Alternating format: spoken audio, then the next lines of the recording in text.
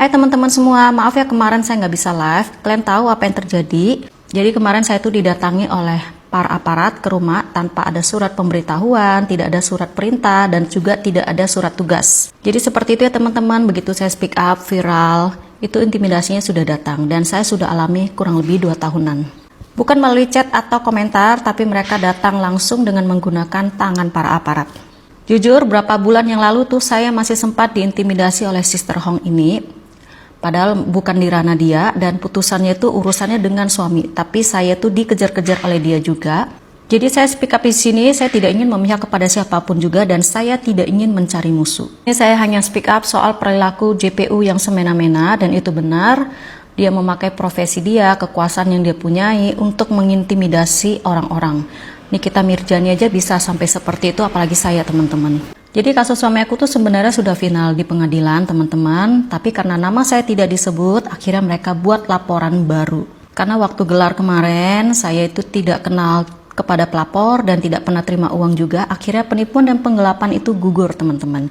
Dan apa yang terjadi, mereka laporkan kembali suami aku dan berikut juga dengan saya, yaitu TPPU. Bayangkan ya teman-teman, kasusnya sudah final, sudah selesai di pengadilan tapi bisa dilaporkan kembali. Sebelum saya klarifikasi, pastinya saya sudah belajar dulu di ChatGPT, nanti dipikirnya saya menggiring opini.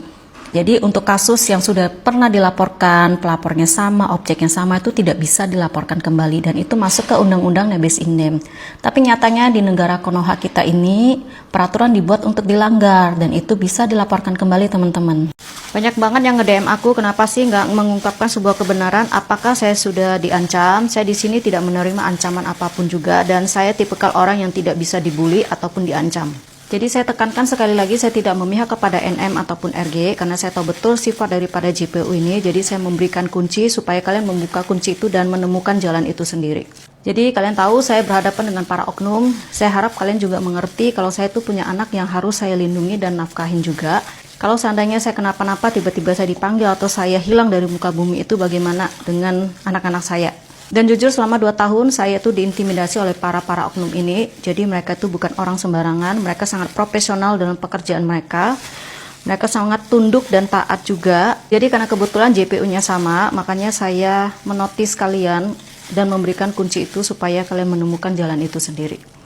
Kalau soal Bank BCA, di sini aku maju untuk menguatkan daripada kasusnya Nikita Mirzani. Mengenai BCA, oke aku bahas dulu, karena suami aku juga prioritas BCA, itu rekeningnya juga diobok-obok pada saat di penyidikan. Saya nggak tahu nih orangnya sama atau enggak, tapi pas saat di pengadilan, itu ada pemanggilan dari jaksa terhadap Bank BCA, tapi mereka tuh pada hari H dia nggak berani datang. Nah, bukan hanya rekening suami aku aja yang prioritas diobok-obok, tapi rekening saya yang kartunya biasa aja itu pun diobok-obok sama pihak Bank BCA juga. Dari mana saya tahu? Saya tahunya itu pada saat kasus saya ditarik oleh Mabes dan disitulah saya mendengar langsung dari penyidik Polda yang menyatakan bahwa rekening saya itu sudah dilihat oleh PPATK. Jadi PPATK itu memeriksa aliran dana aku, nah berarti kan rekening aku sudah diobok-obok sama pihak BCA. Gimana prioritas diobok-obok, yang biasa juga diobok-obok. Gimana coba pihak Bank BCA untuk mempertanggungjawabkan hal ini? Tidak ada surat perintah, tidak ada tanda tangan surat kuasa juga, tapi rekening saya juga diobok-obok.